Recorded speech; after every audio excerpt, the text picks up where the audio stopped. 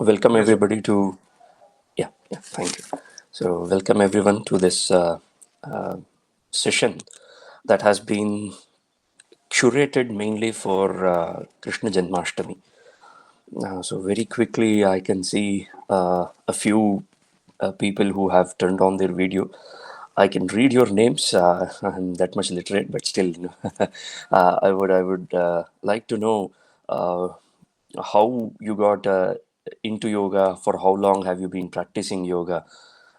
Very quickly, like in a couple of minutes, if we can interact and get to know each other, it would be nice to begin, and it would also give some time for others to, if they are joining, and it will give some time for them to join as well.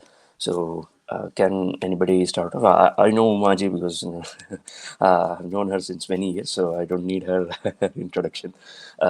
Any other people who might be interested can go Hi. and Hi. hello. Hello. I'm Hi. Yes. yeah. My name is Ladine, and I've been doing yoga like for years, more than 10 years. Nice. Very nice. Yeah. Thank you. Thank you. Hi, I'm Mahima. I have been doing yoga for, more than 20 years, I would say, but I did my teacher's training with Pradeep sir, who is one Oh, of okay. the owners of Shvasa. So I was with 1,000 Yoga. That is when I did my teacher's training. Very And nice. I am very much into yoga. I read all the books of Swami Niranjana and then Satyananda and Shivananda and all those people. Great. Brilliant. Thank you. Thank you. Welcome. Namaskar. Namaskar, sir. Namaskar. And my name is Ajay. I'm Yes. 68 years old. I have been practicing yoga for I've been exposed to yoga since childhood. My dad was practicing, but I never practiced regularly. Yes. I've been practicing yoga with Shvasa since it was born. And Oh, very nice. before that, with Pradeep sir and his teachers. So Okay. Shvasa Okay. is where I started off with yoga. I have not been very regular. It took off late. I have been a little regular, more. Yeah. Very nice, sir. Very nice to know. Welcome. Thank you. Thank you. Thank you. Thank you. Yes, I think there is Gurleenji. Namaste. I Namaste. have begun my yoga journey with Shavasa. I started starting this year in January, and now I am doing yoga teacher training course, and I am enjoying this journey. Wonderful. Wonderful. Thank you very much for everyone who introduced themselves, and it's very heartening to know that so many people are into yoga all these years, and it's really remarkable that how it can really build a kind of community around it. So it's really heartening to know. So yes. So without further ado, I think we can begin. Um, I wanted to, ask a question where we just wanted to know how people usually celebrate somebody's birthday. See, when we have to celebrate our birthday, uh, usually we won't have that many achievements to our name to claim. Therefore, we generally celebrate it on a very muted possibility. It's not like it that, I mean, of course, we have been making a fuss about it these days. That's a different thing. But do we actually have anything that we have achieved that it should be celebrated? Or is a person's birthday worth celebrating? Now, if we go back and if we look up to few of the people who have been wonderful achievers in their life, in their particular areas, in their particular expertises, they will find that they have contributed so much, they have achieved so much that the entire world has benefited from them. But there comes again after this. This is the second category that we have. And then comes in the last category, we have Krishna. So, what is so special about Krishna is that he contributed something to the world, and it was not limited to the world. His contribution made the entire humanity much more elevated, and it made us realize what we truly are. That is the kind of contribution that Krishna made. And when we have to celebrate such a I shouldn't say person, because it would be it would be not justified if I called him only a person, an entity, if we can call him an entity, an institution in himself. He was also a master of warfare. He was a tactician. He was so many things rolled into one. And he was also one of the greatest counselors that the world has ever seen.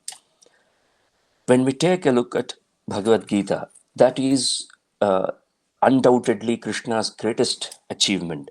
And today, as part of Krishna Janmashtami, when we are celebrating his Avatara Dinam, it is worthwhile to remember and remind ourselves what great achievement was it that Krishna gave us to this humanity. It was not limited to any particular country, it was not limited to any particular community, but it was spread out for the entire humanity, for the benefit of an entire humanity.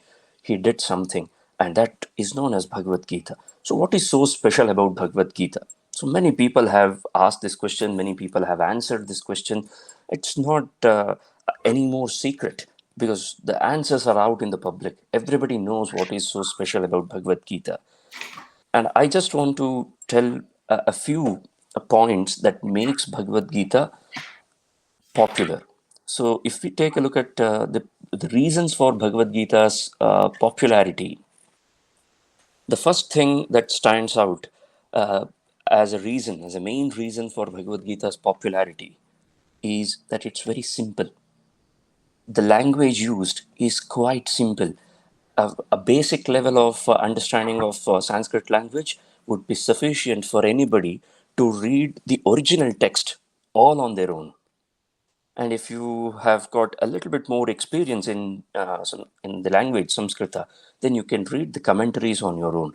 And if you have mastered the language of Sanskrit, you can write a commentary of your own, your interpretation, your opinion, and what you are taking out from Bhagavad Gita. Your learnings of Bhagavad Gita can also be expressed if you are mastered in Sanskrit language. So, as we can see, it is applicable, it is approachable for every single person. Even if I don't know the language Sanskrit, it is still approachable for me because there are hundreds and thousands of translations available. In fact, Bhagavad Gita is one of the most translated works in the entire world literature. No other work from Indian origin has been translated into world languages as many as and as much as Bhagavad Gita has been. This is a kind of one-stop destination for many aspects. The business aspirants, the business schools, the marketing guys, they want to take some tips away from Bhagavad Gita. The people who feel that they need to revive their life, they need to reschedule and reshape their life, they look to Bhagavad Gita. For every other aspect of our life, we can refer Bhagavad Gita. So what makes it so special is its simple settings. There is no complication in and around Bhagavad Gita. The second point is the dramatic setting. We can see that there are plenty of philosophical works available and accessible to us these days. None of those philosophical works carry this sort of a dramatic setting. I'm not only speaking about Indian philosophical works, the world philosophical works, they don't carry this kind of a dramatic setting. It's like a family feud is going on, and the brothers, the cousins, they are fighting for a piece of land. They are fighting for the power. And in between all these things, Krishna is involved. And when Krishna got involved in all these things, he was the one who tried to avoid the war, and it did not happen. And the war became inevitable. And on this side, they had only seven units of armies. The one unit of army was called as Akshauhini, which consisted close to 2 lakh soldiers of all types. And Kauravas had 11 Akshauhinis. So 18 Akshauhinis were present on that land to fight. And that was the greatest battle that has been recorded. And on the other side, on paper, if you observe, Kauravas were way, way, way better than Pandavas. Pandavas relied heavily upon two warriors, Bhima and Arjuna. That was the essence of the entire strength of Pandavas. There were no stalwarts in their army, no famous names. But take a look at Kaurava's side. They had everyone.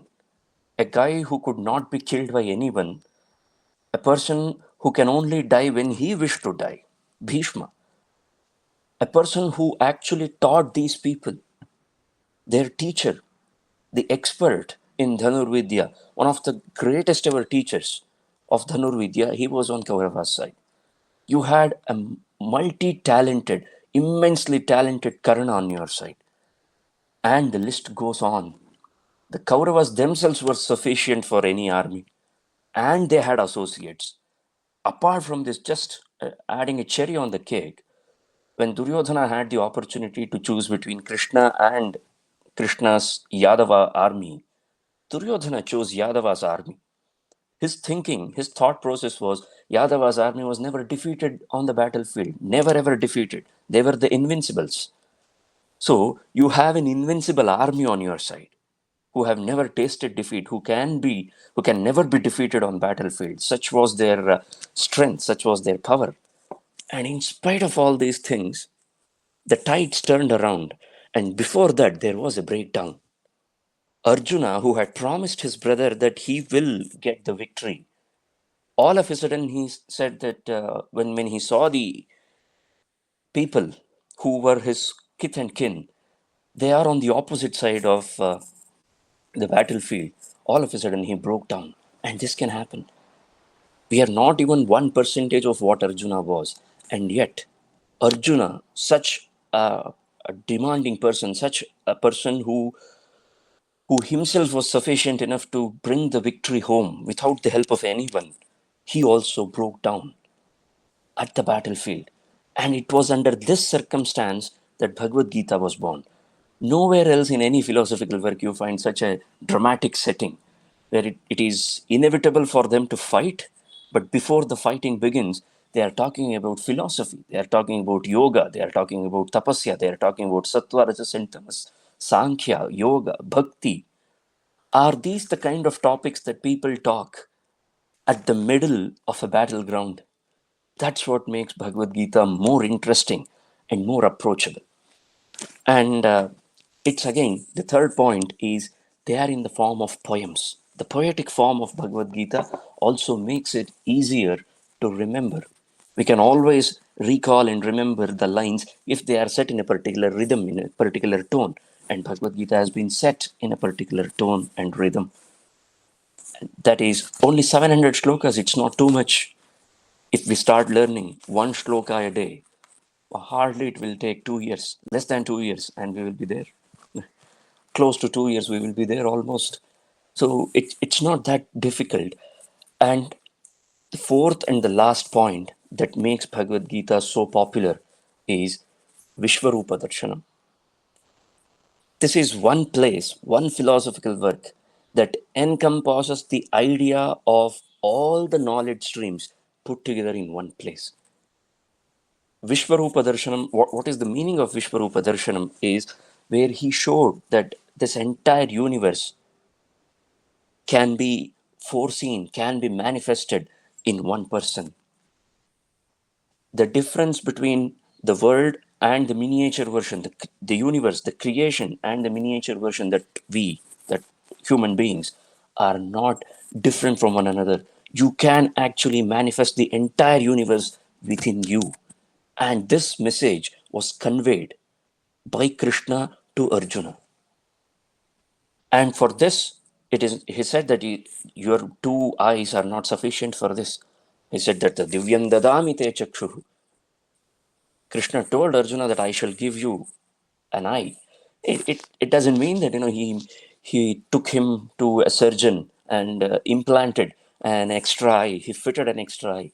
So what he meant when he said to Arjuna that I shall give you an eye, he meant I shall give you a perspective to realize how you can manifest the entire creation within you. And he did. He guided him step by step.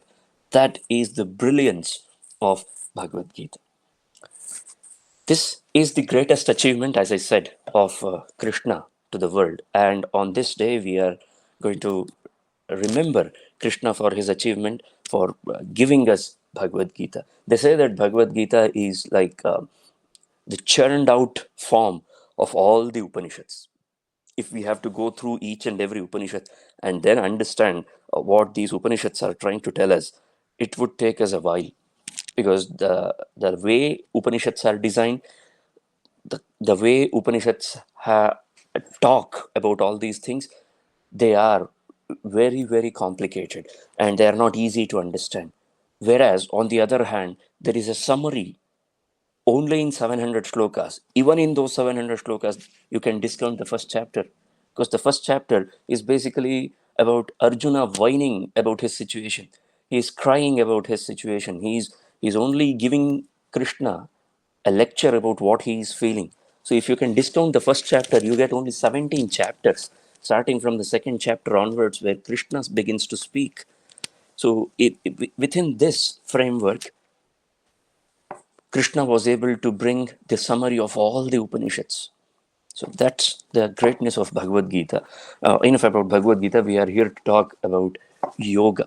And why exactly yoga? Why not any other concept from Bhagavad Gita? As I said, Bhagavad Gita is a house for many, many such topics that can be picked and understood within the framework of Bhagavad Gita by the help of the words that have been used in Bhagavad Gita. If there is one word that stands out in Bhagavad Gita, that is yoga. No other word finds that many application or that many times being used apart from yoga. It's almost like in the every chapter is named as a yoga, as you are aware of: Sankhya Yoga, Bhakti Yoga, Purushottama Yoga, Daivasura Sampad Vibhaga Yoga. Every chapter has been named as a yoga. And if that was not sufficient, the concept of yoga has also been spoken and talked and discussed heavily in Bhagavad Gita. Now, when we take a look, a brief look, an overview of Bhagavad Gita, we find three definitions of yoga. And all three of them are quite famous. And we are aware of yoga. This is one of the reasons why I did not ask that what is yoga. Because it would seem that in the very title of today's talk, today's lecture says that in yoga, definition of yoga through the eyes of Krishna in Bhagavad Gita, and you are asking the same question to us. So, have you really prepared for your talk, or is it simply you are seeking points from us and trying to build upon it? So, what we are trying to achieve here today is just to take a quick glance at the three important definitions of yoga that have been discussed in Bhagavad Gita. Another fundamental thing that we need to ask ourselves is, why should we go and search for the definition of yoga? We already know what yoga is, isn't it? We have been practicing yoga. The word yoga comprises so many things, and it has been used in different knowledge systems in different meanings.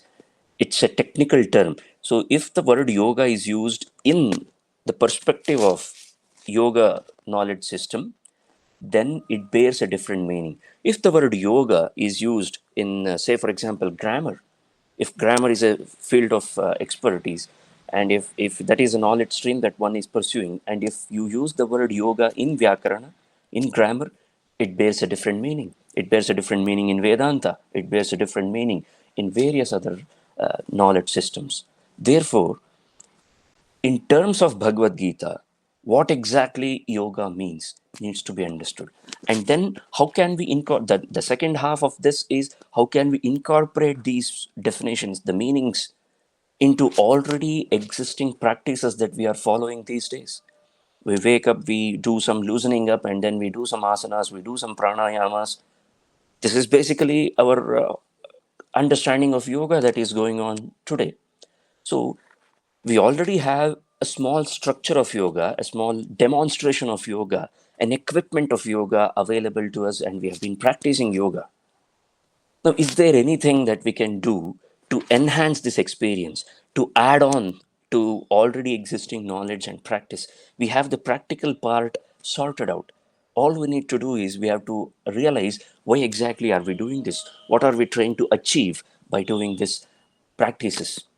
And for that, Bhagavad Gita itself offers three different definitions of yoga. The first one amongst them is he is telling Arjuna, Arjuna, you must perform your duties. This is one of the reasons why I picked up this topic, because Arjuna was ready to run away from his responsibilities. That's one of the easiest things to do. And we all face such kind of dilemmas in our life. We all face such kind of circumstances in our life where we feel that wouldn't it be easier if we simply ran away from this responsibility? I just don't feel like doing it. You have invested so much of your energy, time, and sources into this, and so many people are involved in that. It was a war, and at the brink of the war, Arjuna says that I don't want to fight. Let me go away from here. Let my cousins enjoy this land. We don't need anything. It's not just about getting the Kauravas killed. That was the idea behind Krishna speaking in such length to Arjuna. His idea was never ever should a person run away from their respective responsibilities. We can't. It's not a choice. We can't choose whether I can take up this responsibility. And once you are assigned to a particular responsibility, you can't run away. And that's the greatest lesson that Bhagavad Gita teaches us. And in this course, he says that, see, you must perform karma. I understand that when you have to perform your action and you are not feeling it, you're not feeling like you can commit to it, you're not finding it 100% adaptable to you, and all such things can happen, Arjuna. But at the same time, I will give you an option. How should you perform your day to day activities? How every single action that we do can turn into yoga.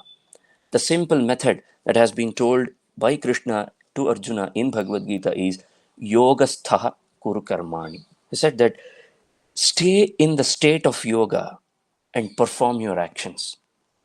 That would really take away all the stress, unnecessary stress revolving around each and every activity that we perform. This is the first idea that he gave. Now, how should one achieve this? This is a bit difficult to fathom, isn't it? So he said that Sangam Tyaktva Dhananjaya. Said that all you need to do is give up the expectation of the outcome of every action that you perform. We all get caught because we expect something as an outcome. It's not even about expecting the results. Without expecting the results, one might not be even involved in any action. It's not merely the fault of expecting an outcome from an action. It is about being feeling that we are entitled to that particular outcome.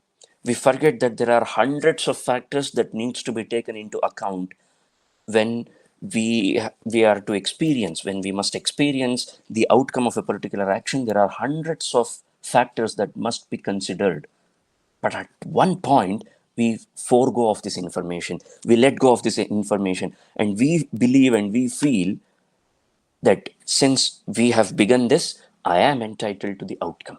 And this attachment is what gets us. And that's exactly what Krishna is pointing here. So he said that Siddhya Siddhyo Samo Bhutva. You should take both success and failure equally. Your job is only to do the action. Your job is only to perform. and not think, not associate yourself with its outcome. Therefore, what is yoga? Samatvam yoga uchyate. This is the first definition of yoga, where he said that samatvam, having this balance between success and failure, not just success and failure, the balance, the art of balancing, the skill to balance between any two contrasting entities is called as yoga. Some people may like summer, some people may like winter, some people like things that are cold, and some people like things that are hot. So these are the common things that are available to us in our day-to-day life. And even in these things, we make a discrimination, we make a distinction, and we say that I'm only this person. And when something is offered to us which is not according to our taste, we get agitated. And how to avoid that? Samatvam yoga uchyate. We have to bring in that equanimity in our mind. Therefore, equanimity is called as yoga. Samatvam yoga uchyate is the first definition. Now, I hope we have covered this part clearly. And if you have any questions, we will take a couple of questions at the end of the talk. Now, moving on to the second definition of yoga. And one more interesting fact is both these definitions appear in the same chapter of Bhagavad Gita. This particular definition that I just told you is from the second chapter of Bhagavad Gita, shloka number 48. Second chapter, shloka number 48 is where Samatvam Yoga Uchyate is said. And immediately, just after one shloka, in shloka number 50, Krishna gives yet another definition of yoga, and he calls it as Yoga Karmasu Kaushalam. So, what was the idea behind it? So, he says that some people, they try to be intellectual about their action, about their approach. They think, they are thinkers, and they don't merely act upon anything. They think very clearly, and they know what exact outcome are they looking for, and then they approach that particular activity.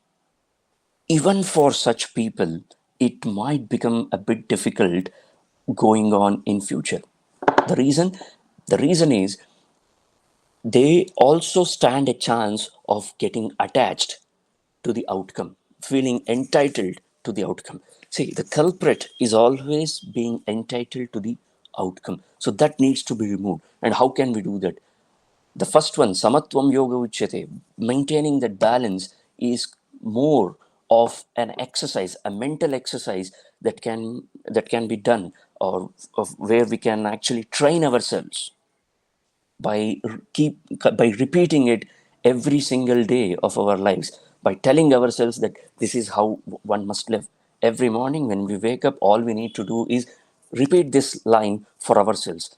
Have a poster made of it saying Samatvam Yoga Uchyate. See, we need to maintain that equanimity. It is possible. Whereas this Yoga Karmasu Kaushalam is more skill oriented, is more skill based. He says that Kaushalam, we have all heard this word Kaushalam. Kaushalam means skill, and that's the meaning that has become very famous for the word Kaushalam. But the intended meaning of the word Kaushalam in this definition, Yoga Karmasu Kaushalam, is rather different from what is the popular meaning that we find these days. Karmasu Kaushalam.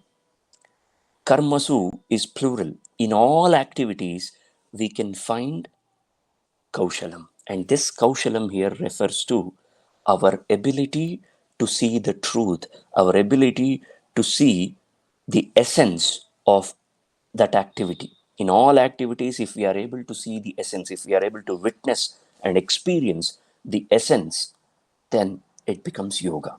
Our inability to get to the depth of every activity that we are involved in, our inability to experience the essence of the activities that we are involved in, is what making us, or is what taking us away from the true treasure of yoga.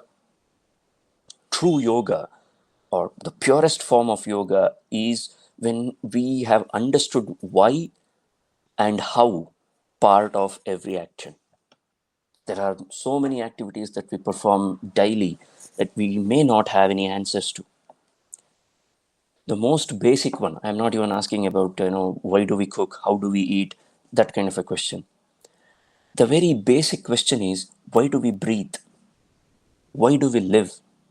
What is the purpose of our life? What should be the purpose of human life? When we seek this question, there must be an answer. Suppose somebody asked you, who are you? Immediately, what would be your response? You refer to your given name. We simply refer to our given name, say that I'm Vishwanath. If somebody asked me, who are you? I would say, I'm Vishwanath.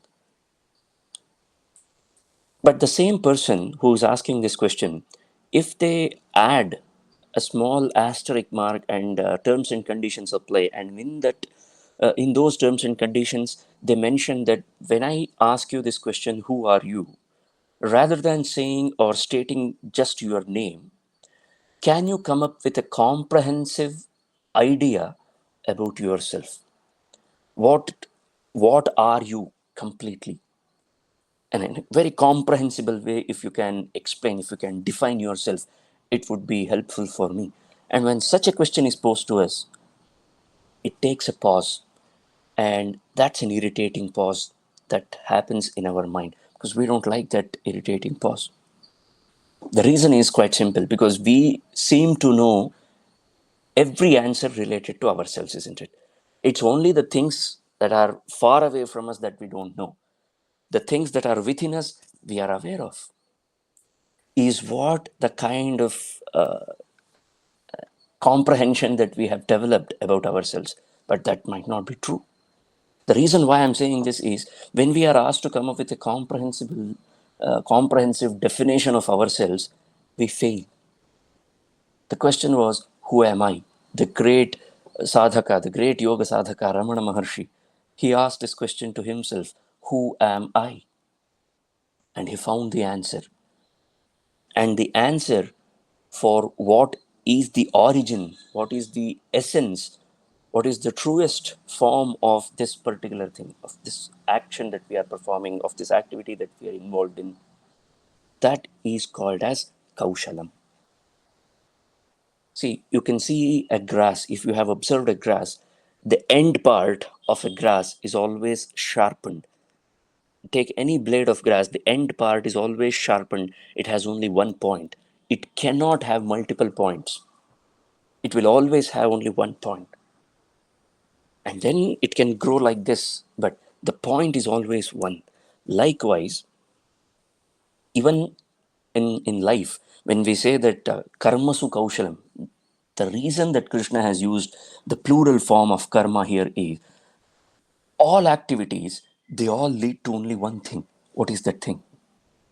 I'm going to give you a treasure of a line, a golden line that is not quoted so much from Bhagavad Gita. Sarvam karma khilam partha jnane parisamapyate. It says that all actions, irrespective of their nature, irrespective of their outcomes, irrespective of people that are involved in that particular action, every action leads us towards jnanam. The word jnanam here refers to atma jnanam, self-knowledge, knowledge of ourselves. Who am I? The question that was bothering Ramana Maharshi, he found an answer. The question that has been bothering the entire humanity. If we can make a study of all the philosophers of the world and draw a conclusion that what is it that all philosophers are seeking? They are seeking to understand ourselves. They are seeking to understand what they truly are. That is the pursuit of all philosophers.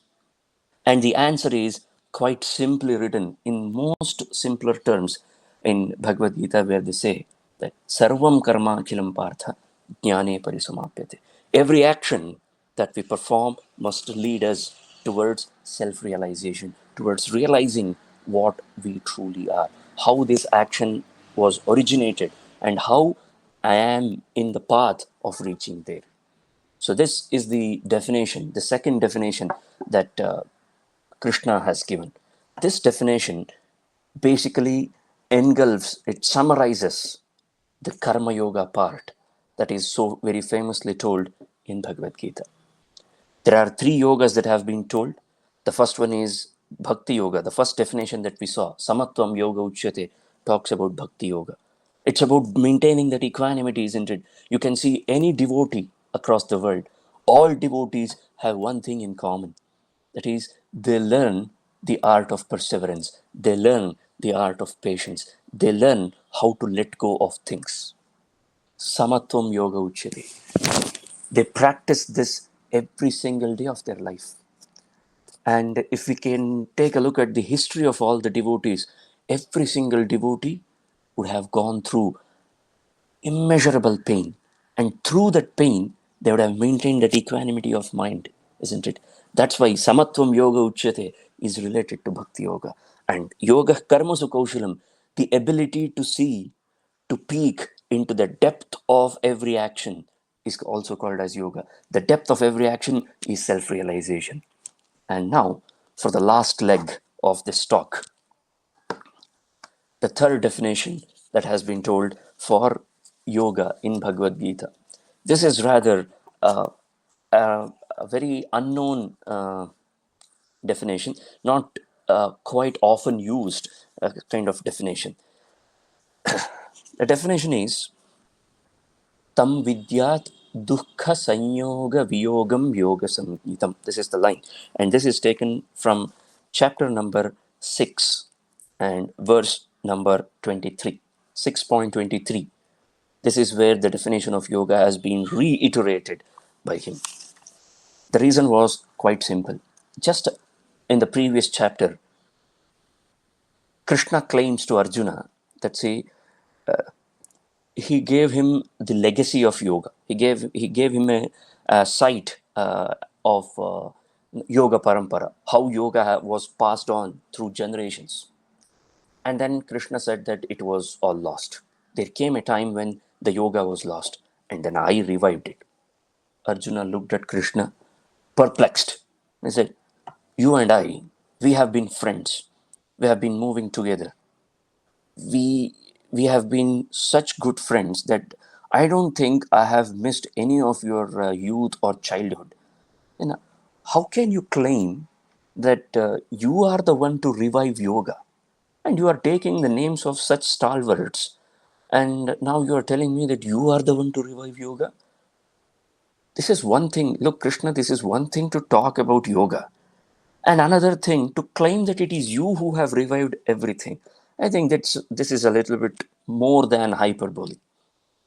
To this Arjuna's question, Krishna responded saying that, "See, Arjuna, we have come through many things, and I remember all of them. The problem with you is you don't remember anything. Since I know every single step that we have walked past, let me tell you and let me define you what yoga truly is." So this is like the third definition is the final definition of yoga according to Krishna. Where he said that dukkha sanyoga viyoga. There are three things that we must understand here.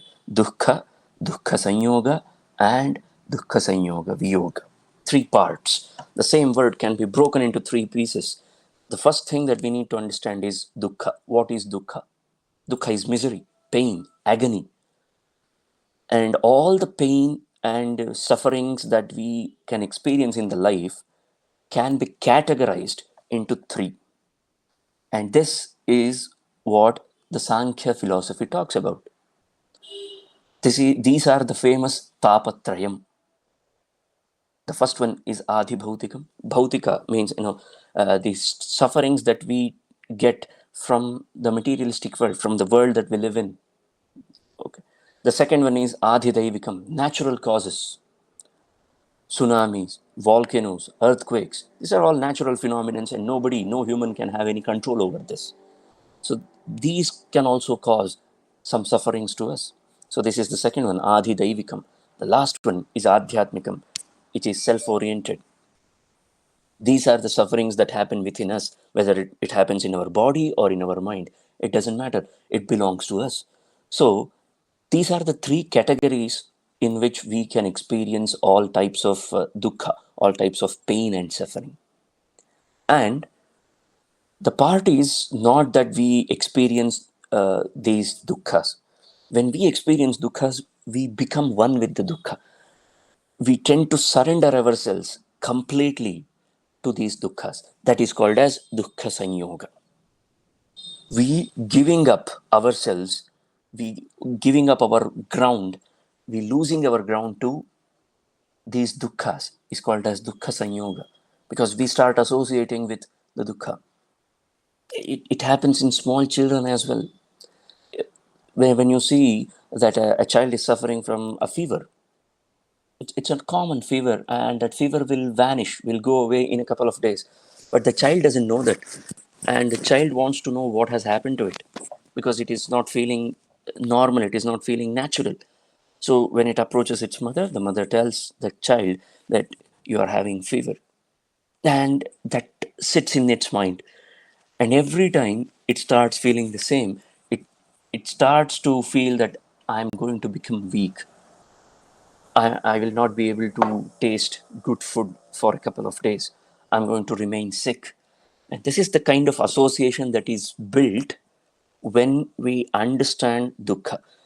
Our purpose was to understand dukkha in such a way so that we can overcome it. But instead of overcoming it, we have overcommitted ourselves to dukkha. So that part is called as dukkha sanyoga. And Krishna says that when you get rid of this, when you move away from your association to all these pain, all these sufferings, dukkha sanyoga, viyogam. Viyogam is separation from it. When we separate ourselves, when we cut ourselves out from this sort of thinking, this sort of thought process, this sort of association or surrendering or overcommitting to pain, that becomes yoga. This is the purest definition of yoga, because this talks about none other than jnana yoga. This is the highest version of the path that has been told in yoga. Not just in Yoga Shastra, but also in the yogas that have been propounded in Bhagavad Gita. Bhagavad Gita mainly propounds or proposes three paths to achieve the purpose of human life. The purpose of human life is to realize what we truly are. Who I truly am is the purpose of life. And in order to achieve this purpose, Bhagavad Gita proposes three paths. And one path is bhakti yoga, where we are supposed to maintain that equanimity. And how are we supposed to do that? By surrendering everything, whether it is success or failure. I'm not going to claim that I am entitled to success. I am neither entitled to success nor entitled to failures. Whatever I get, I offer it back to the Lord or deity or whatever we believe in. That is Bhakti Yoga. Samatvam Yoga Uchyate refers to Bhakti. The second one is Yoga Karmasu Kaushalam. I'm more of an activity person. I'm more of an active person, action oriented person. Fantastic. You do every action, but at the end of every action, you also feel that you are entitled to its outcome, isn't it? And in this outcome, don't get attached to the outcome. You need to see how this entire activity began. You need to realize yourself in the midst of all the activities that you are involved in. And this understanding is karma yoga. Whereas the last definition that we gave, that is separating ourselves from the association of pain, association of sufferings, is called as yoga, which leads us towards Jnana Yoga. Because when a person pursues the path of Jnana Marga, when they pursue Jnana Yoga, basically what happens to them is that they get rid of all the sufferings.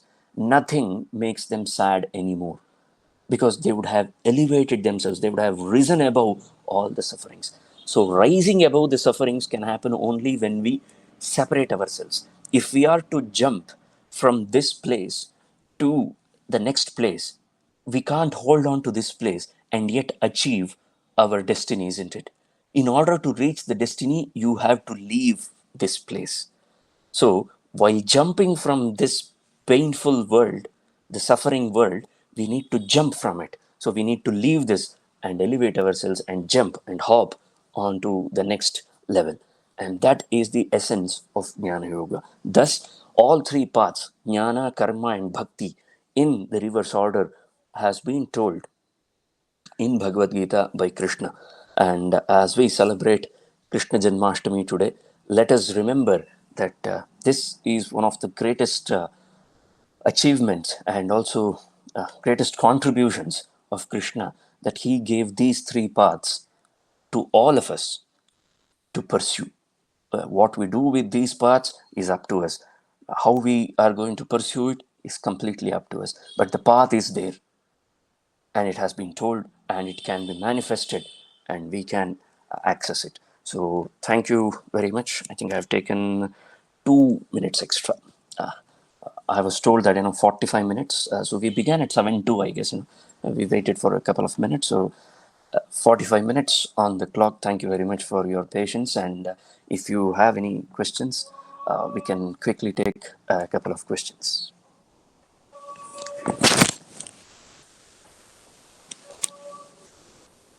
Please, please. I have, Yeah, please. I have a question. So, when you say the equanimity, it means like we have, when we are in this state of equanimity, we are in state of the observer. We are the observers. Yes, yes, correct, correct. So equanimity is the balance. When we are balanced. True, correct, correct. Okay. And my second question is, so what these 3 points? How do we connect these 3 points to the asanas of the yoga? The asanas that we Oh, do. wonderful. Wonderful question. Beautiful. Okay. See, when we are performing a particular asana, by the way, I'm not a very practical person, so you can imagine how the asanas, the practical part of asanas. When we are performing a particular asana, the gist is to maintain a kind of balance between the upper body and the lower body. It should not hurt that balance. If that balance is hurt, it takes away or it negates the entire purpose of performing an asana. Because the purpose of performing an asana is to attain that sthirata. Sthirata means that stubbornness or that kind of stagnant kind of posture that we require, because only that posture will enable us to rise towards realizing what we truly are. I'll give you a small example which will be easy to understand. See, we have a glass of water with us, and that glass of water needs to be placed on a table. Suppose that table is always moving. Do you think the water within that glass can remain calm? No. It can't. And if I hold that glass of water in my hand and if I roam around my place, again, the water is not going to remain stagnant. In order to bring that stagnantness to water, the first and foremost idea is to hold the glass firmly and place the glass on a level surface where it can stay quiet. And once the glass stays quiet, the water within it also becomes quiet. So the water here refers to our mind, and the glass here refers to our body. And how do we achieve this? How is body and mind connected? Through our breathing. It's breathing that gives us an insight into our mind. So when we say that samatvam yoga uchyate, we have to maintain that equanimity. When a situation arises in our life where we have to react, and by natural tendency, we tend to react to that situation, particular situation. At that time, if we keep on reminding ourselves while practicing the asana that I'm trying to achieve this posture, not only to get this posture right, but also to achieve this strength to my mind, to give this strength to my mind, that under any circumstances I am not going to lose my mind. So that's how samatvam yoga uchyate can be achieved. And most of the times, while performing any action, we sit in a very bad posture, or we walk in a very wrong posture. We breathe wrongly. Most of the times when we are working, see, we may practice yogasana and pranayama for an hour in a day or 2 hours a day. But the remaining time, we are also breathing. We are also sitting and standing in different postures. We don't mind all those things. We need to consciously bring that.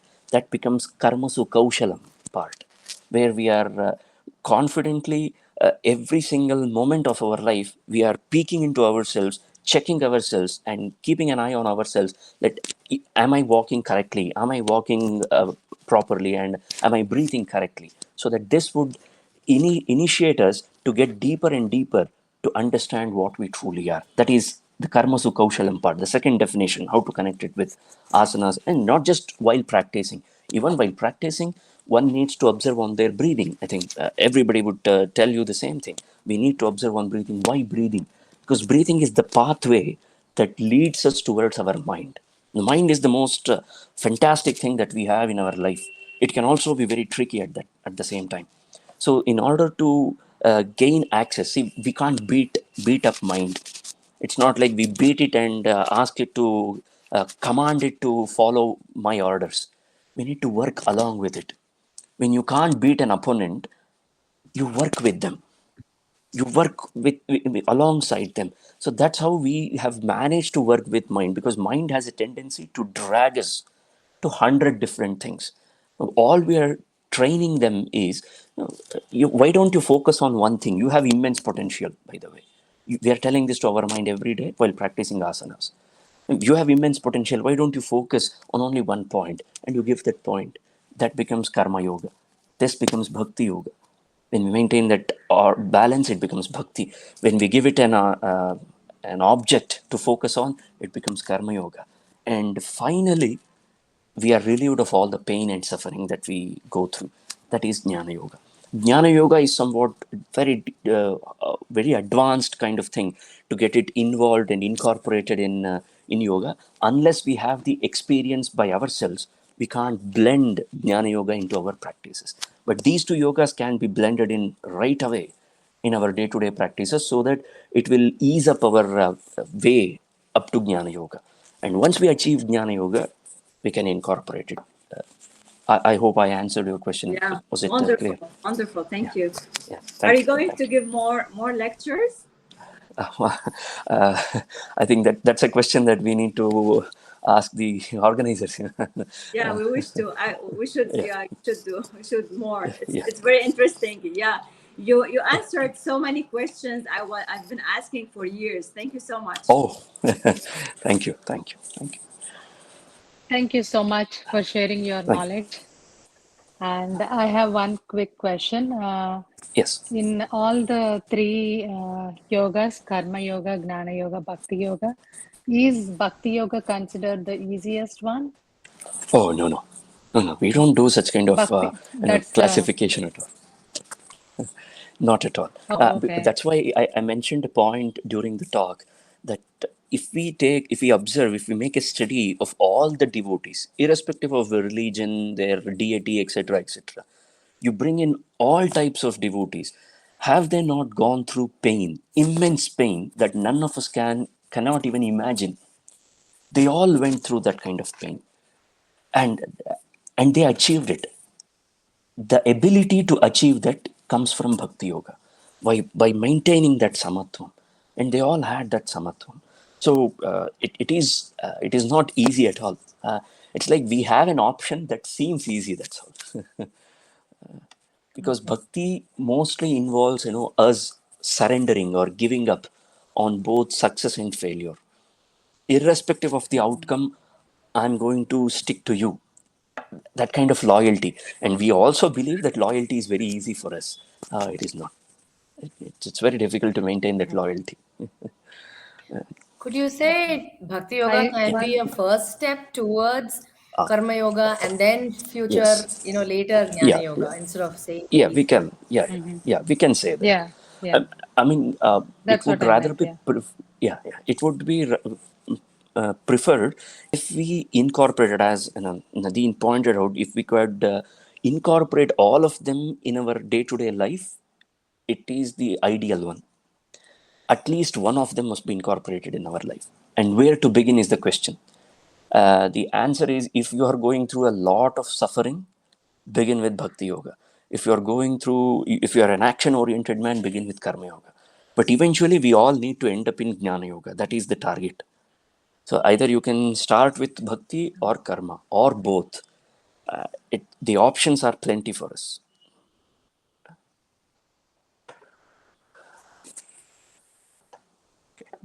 Thank you. Thank you. Thank you.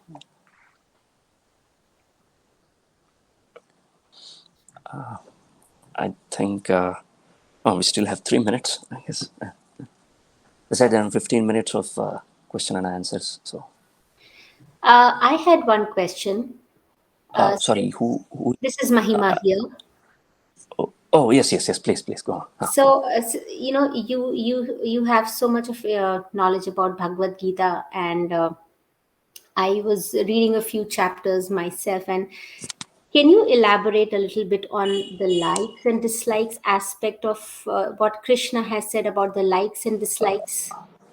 Oh, likes and dislikes. Okay, Okay, so for okay. example, you said that all these things of controlling the mind and keeping it on the path Correct. and so on and so forth, but sometimes the motivation is there, sometimes I would like to do it, but then most of the days I just do not want to do it. The dislike comes in the way, and it becomes a Yeah, little difficult to plan and manage those things. If you can guide us here. yeah. Actually, Krishna himself has said this. I think in the 6th chapter, it is told.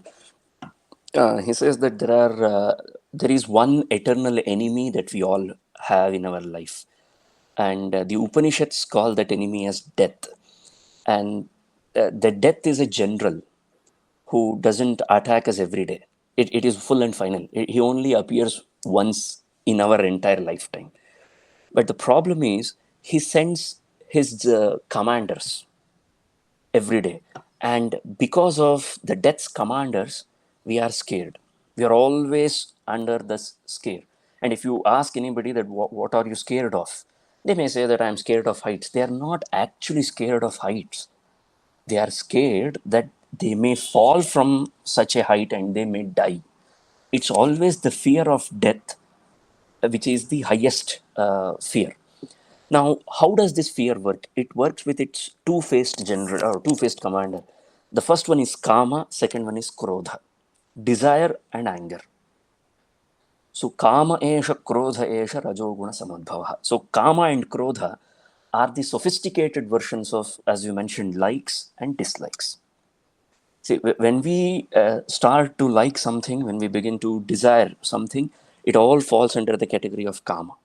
And when we don't tend to get it, we become angrier at it. So that is krodha. And both kama and krodha leads us towards losing our intellect. That is the first thing that happens when we are too desirous of few things, or when we are too angry on something for not getting it. It really leads us towards buddhi nasha. So how to avoid it is the essence of the entire question. For that, we need to practice samadhanam. This is called as a prerequisite for the study of Vedanta, for the study of philosophy. In Indian knowledge systems, we call this as a prerequisite. And there are 10 prerequisites, and this is one of them.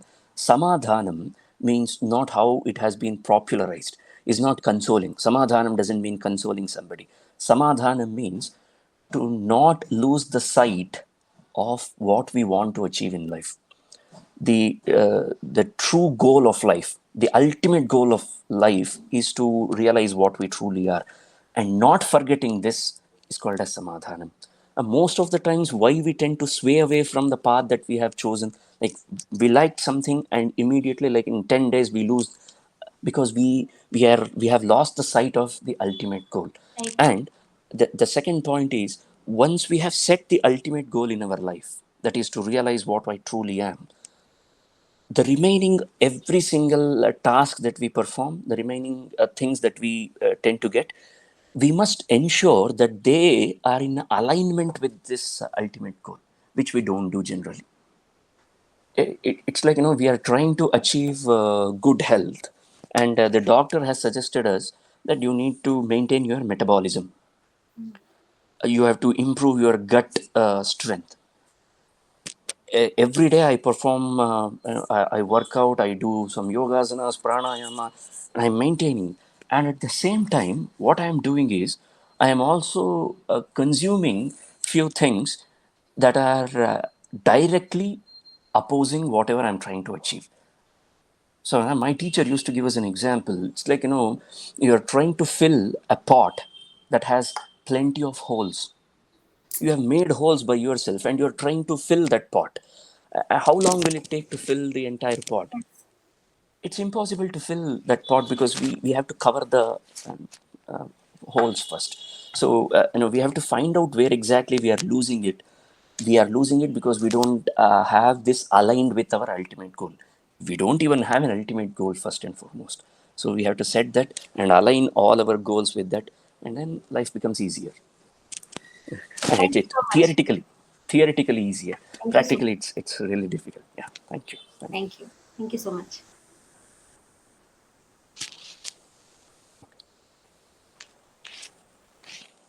Thank you. Okay. Thank you. Thank you. Thank you. I think we can end the session. Thank you very much for. Thank you. Thank you, Thank you. Dr.